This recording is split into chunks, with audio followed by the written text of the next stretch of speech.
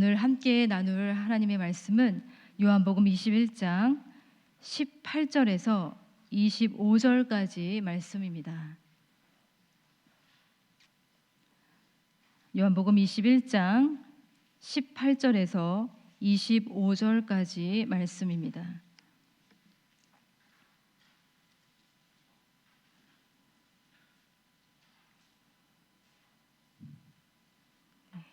하나님 말씀 함께 합독하시겠습니다. 내가 진실로 진실로 내게 이르노니 내가 젊어서는 스스로 띠띠고 원하는 곳으로 다녔거니와 늙어서는 내 팔을 벌리리니 남이 내게 띠띠우고 원하지 아니하는 곳으로 데려가리라.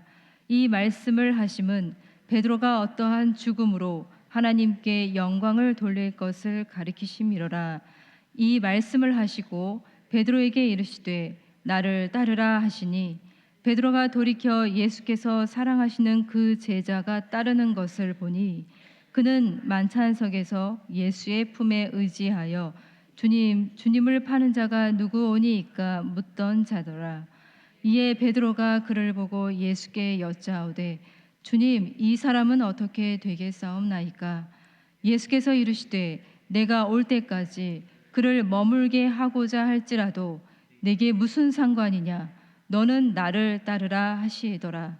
이 말씀이 형제들에게 나가서 그 제자는 죽지 아니하겠다 하였으나 예수의 말씀은 그가 죽지 않겠다 하신 것이 아니라 내가 올 때까지 그를 머물게 하고자 할지라도 내게 무슨 상관이냐 하신 것이로라.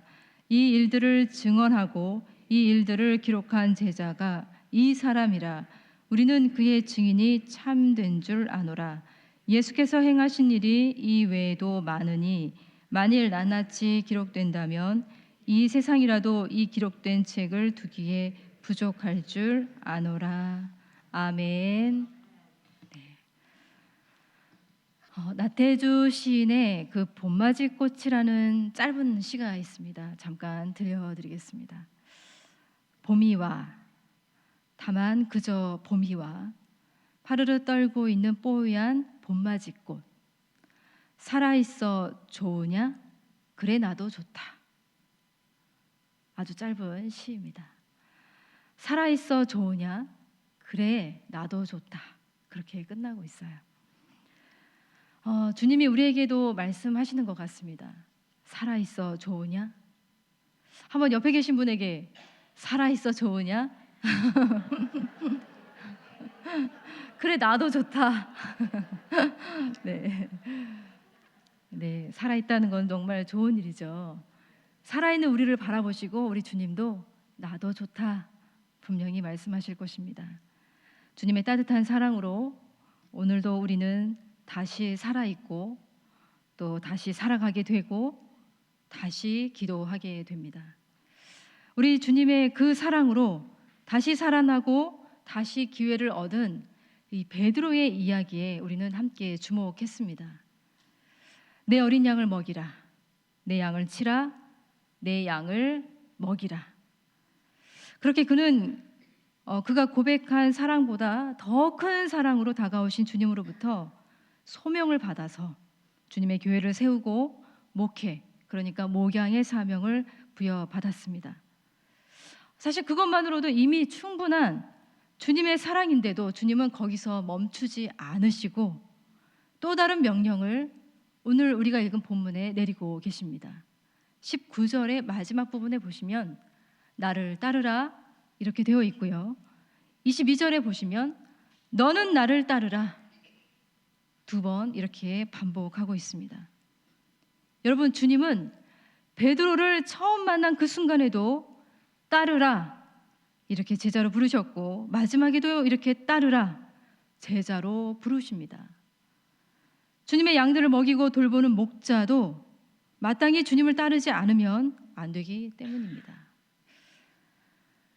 여러분, 주님은 우리에게도 따르라 말씀하고 계십니다. 이 부르심은 베드로 같은 사도나 목회자들에게만 해당되는 사항이 아닙니다. 어떤 분들은 주님을 따르는 일은 몇몇 그리스도인들에게만 해당되는 특별한 영역이라고 생각하는 경향이 있습니다. 자신들은 평신도이기 때문에 제자가 아니고 따르지 않아도 된다고 생각하시는 분들이 있습니다. 그런 생각은 누가 준 것일까요? C.S. 루이스는 그 생각을 넣어준 인격은 분명히 주님이 아니라 마귀라고 말하고 있습니다. 믿기는 믿지만 대충 믿고 또 주일이면 기분 좋게 종교인의 행사를 할 수 있도록 도와주는 그 생각, 나는 평신도이니까 따르지 않아도 된다라는 그 생각이에요. 하지만 예수님은 분명히 말씀하셨습니다. 자신에게 다가온 수많은 무리들을 향하여 누가복음 14장 27절에 이렇게 말씀하고 계세요. 누구든지 자기 십자가를 지고 나를 따르지 않는 자도 능히 내 제자가 되지 못하리라. 누구든지예요. 자, 누구든지 거기에 여러분이 있고 사실 제가 포함되어 있습니다. 여러분, 예수를 주라 고백하는 모든 자들은 제자로 부르심을 받은 자들이에요. 우리는 마땅히 그분의 가르침 안에 머물러야 하고 그분의 가르침을 따라 걷고 살며 행동해야 합니다. 주님의 마지막 명령은 가서 모든 민족을 제자로 삼는 일이었어요. 어떤 특별한 한 사람만의 부르심이 아니에요. 모든 민족입니다. 거기에 여러분이 있고 제가 있습니다. 예수님을 믿으면 그것으로 끝이 아니라 그때부터 시작되는 것입니다. 기독교에 많은 문제를 제기하시는 분들이 있습니다. 사실 그들은 그리스도를 반대하는 사람들이 아니라 그리스도인을 반대하는 사람들이에요. 기독교를 싫어하는 자들이 아니라 교회를 싫어하는 자들이에요. 그들이 그리스도인들을 혐오하고 반대하는 이유는 아주 단순합니다. 그리스도인들이 그리스도를 따르지 않기 때문이에요. 무슬림이었지만 지금은 목회자가 된 아디드 목사가 이런 말을 했습니다. 모든 그리스도인들이 제자였다면 오늘날 이슬람은 없었을 것이라고요. 미국의 수많은 대통령의 경제 자문관으로 활약했던 아더 번즈의 유명한 기도가 있습니다. 그가 이렇게 기도했어요. 주님, 유대인들이 예수 그리스도를 알게 해주시옵소서. 주님, 회교도인들이 예수 그리스도를 알게 하여 주시옵소서. 끝으로 주님, 그리스도인들이 예수 그리스도를 알게 하여 주옵소서. 그는 그렇게 기도했습니다. 여러분, 그리스도인들이 정말 알아야 할 대상은 훌륭한 목회자도 아니고요, 저명한 학자도 아니고 예수님이어야 합니다. 우리의 타깃은 예수님이고 우리의 이슈도 예수님입니다. 다른 주제, 다른 이슈로 사람들의 시선을 끄는 그런 교회, 또 사람을 혹하게 하는 그런 목회자는 이미 어긋난 길을 걸어간 것입니다. 여러분, 예수 따르는 사람을 따르지 마시고 예수를 따르십시오. 예수님만을 따르시길 바랍니다. 주님이 베드로에게 분명히 말씀하셨어요. 나를 따르라고요. 자, 나를 따르는 저 사람을 따르라, 그렇게 말씀하지 않으셨습니다. 나를 따르라. 너는 상관하지 말고 나를 따르라. 여러분, 주님의 양들은 주님을 따릅니다. 요한복음 10장 27절, 지난 주일의 말씀이에요.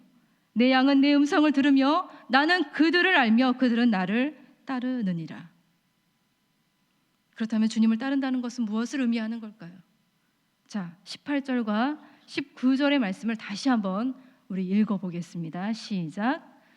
내가 진실로 진실로 내게 이르노니 젊어서는 스스로 띠띠고 원하는 곳으로 다녔거니와 늙어서는 내 팔을 벌리리니 남이 내게 띠띠우고 원하지 아니하는 곳으로 데려가리라. 이 말씀을 하심은 베드로가 어떠한 죽음으로 하나님께 영광을 돌릴 것을 가르치심이로라. 이 말씀을 하시고 베드로에게 이르시되 나를 따르라 하시니. 아멘. 자, 부활의 주님은 베드로에게 나를 따르라 말씀하시기 전에 먼저 그가 어떠한 죽음으로 하나님께 영광을 돌리게 될지 말씀하고 계십니다.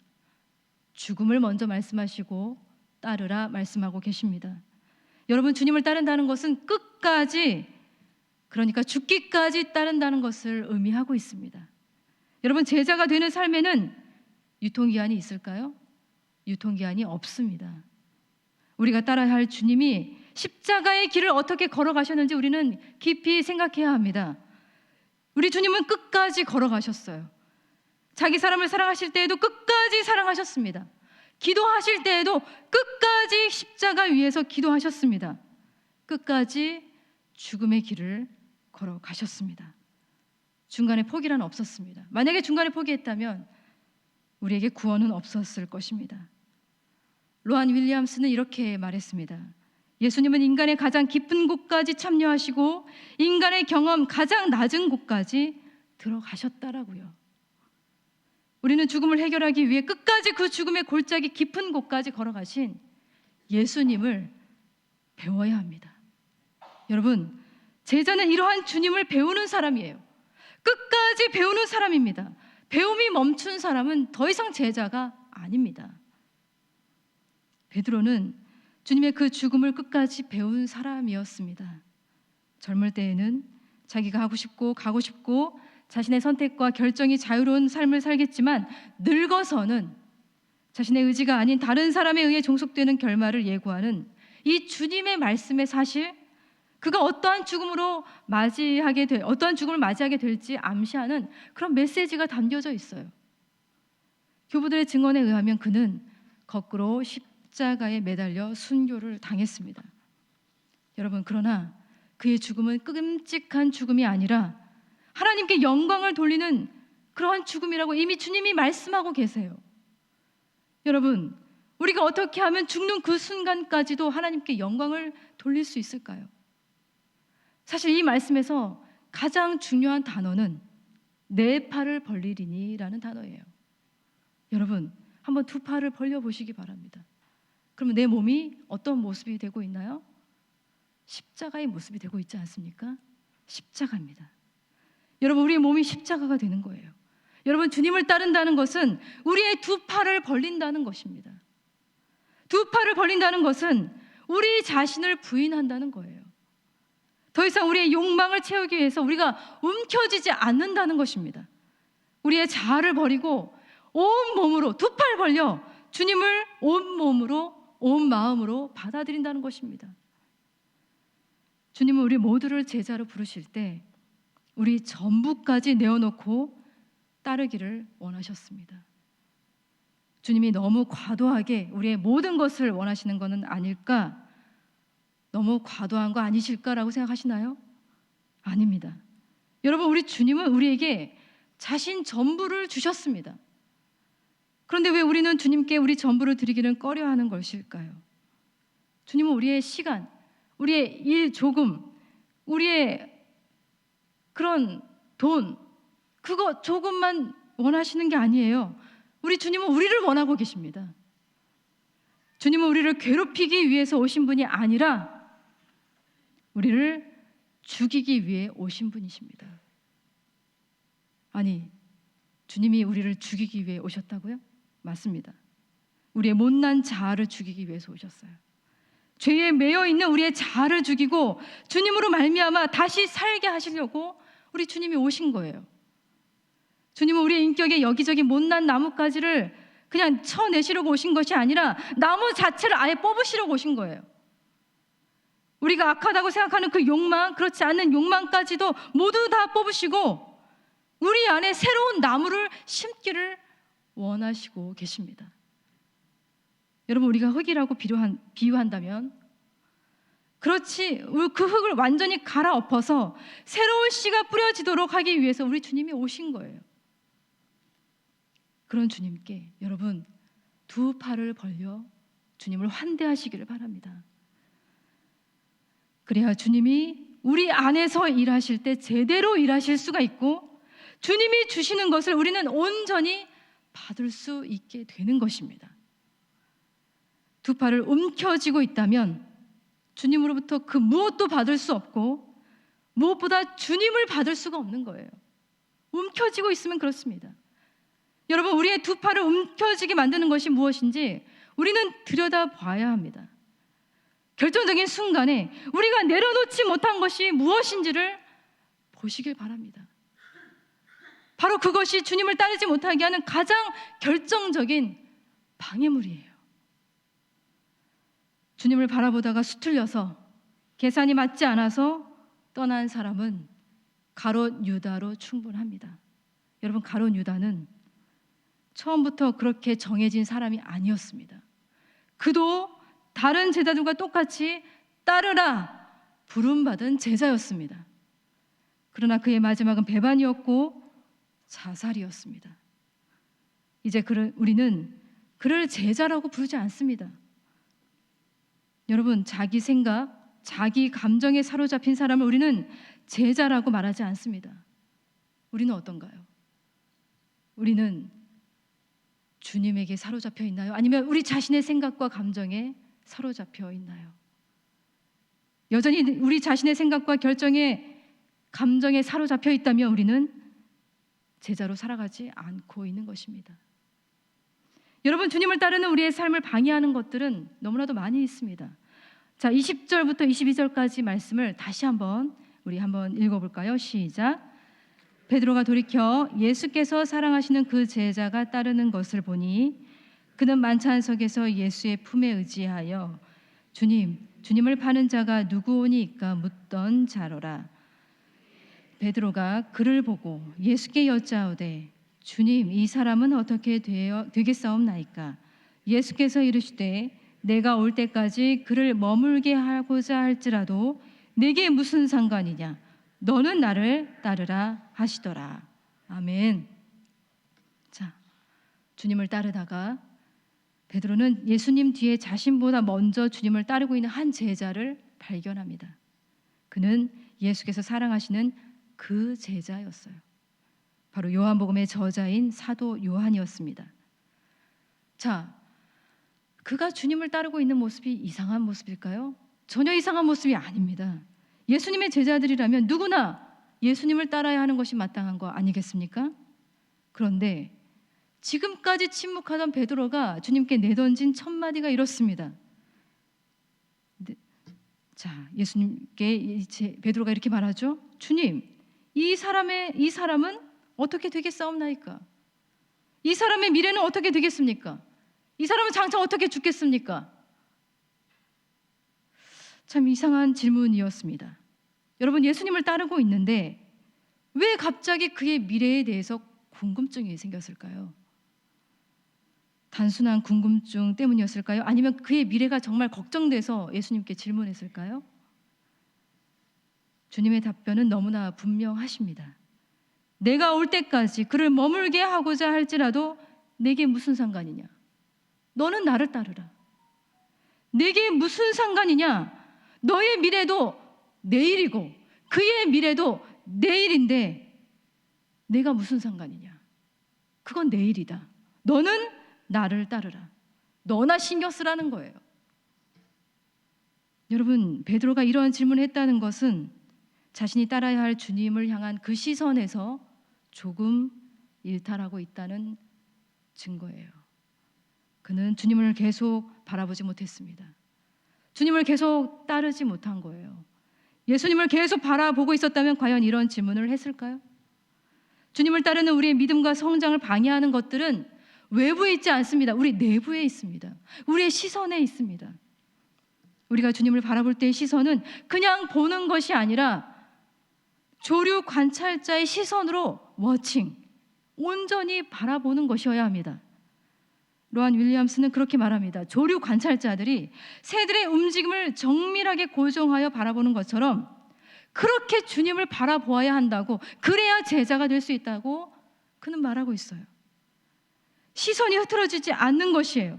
조금이라도 시선이 흐트러지거나 일탈하게 되는 순간 이 세상에 속한 많은 것들이 내 안에서 솟구쳐 올라오는 것입니다. 홍수처럼 밀려 들어오는 것입니다. 그 중에는 독한 시기심도 있고요, 질투도 있고 쓸데없는 경쟁심도 있습니다. 베드로가 이렇게 질문한 건 사실 그 시기심, 질투와 다르지 않습니다. 여러분, 그러한 감정들은 하나님의 나라를 이루어가는 데 있어서 우리의 에너지를 빼앗고 하나님의 나라를 방해하는 그런 감정들 뿐이에요. 예수님 말씀하셨습니다. 내가 무슨 상관이냐? 내가 무슨 상관이냐? 너 그거 신경 쓰지 마. 너 자신이나 신경 써. 주님이 말씀하시는 그 음성을 우리도 들어야 합니다. C.S. 루이스는 순전한 기독교에서 이렇게 말합니다. 그리스도인의 삶을 방해하는 진짜 문제는 매일 아침마다 찾아옵니다. 우리 안에서 있는 모든 소원과 희망의 욕구가 아침마다 맹수처럼 달려듭니다. 따라서 매일 아침 그리스도인들이 가장 먼저 해야 할 일은 그것들을 모조리 밀어내는 것입니다. 그리고 주님의 음성에 귀를 기울이고 주님의 관점을 받아들이며 좀 더 크고 고요한 주님의 생명이 우리 안에 흘러 들어오게 해야 합니다. 이 일은 날마다 계속되어야 합니다. 그래야 우리는 안달복달하며 야단법석 떠는 우리의 자아로부터 물러설 수 있습니다. 굉장히 중요한 말을 하고 있어요. 매일 아침마다 우리는 우리 안에서 맹수처럼 달려오는 이 세상의 욕구들을 모조리 밀어내고 매일 아침마다 우리를 부르시는 주님의 음성에 귀를 기울이고 매 순간마다 주님의 관점을 받아들이고 주님의 생명이 우리의 온 몸과 세포에 흘러 넘치도록 오직 주님만이 우리의 몸과 마음을 다스리도록 두 팔 벌려 주님을 환대해야 한다는 것이에요. 여러분, 그렇게 두 팔 벌리며 나를 따르라, 상관하지 말고 너는 나를 따르라, 그 주님의 음성에 순종할 수 있기를 바랍니다. 독일 신학자인 디트리 보네퍼는 이 세계대전 중에 독일의 수용소에서 나치에 항거하다가 결국 죽음을 맞이했었습니다. 그 마지막 순간에 그는 감방에 있던 자기의 동지들에게 이렇게 인사를 했다고 합니다. 동지 여러분, 이제 나에게는 죽음이 왔습니다. 그러나 기억하십시오. 이것이 마지막이 아니고 시작입니다. 주님께서 나를 위해서 예비하신 아버지의 집에서 만날 때까지 여러분 안녕히 계십시오. 그렇게 인사를 하고 감방을 나서는 그에게 굉장히 놀라운 평안과 기쁨이 넘쳐났다고 합니다. 나치에 항거하다가 39세예요. 이른 나이로 세상을 떠난 이 목사님 디트리 보네퍼, 그는 죽음의 순간까지 끝까지 예수를 따라간 수많은 제자들의 모습을 보여주고 있습니다. 우리도 끝까지 중간에 멈추지 않고 포기하지 않고 주님을 따라가며 주님을 배우며 또 기도하는 우리 모두가 되었으면 좋겠고 우리의 중보 기도자들 또 대상자들이 되었으면 좋겠습니다. 우리 이 시간에 함께 기도하겠습니다. 나를 따르라, 너는 나를 따르라. 주님은 지금도 우리에게 말씀하고 계십니다. 이 시간에 기도로 함께 고백합시다. 주님을 따르기를 원합니다. 주님을 온전히 따르기를 원합니다.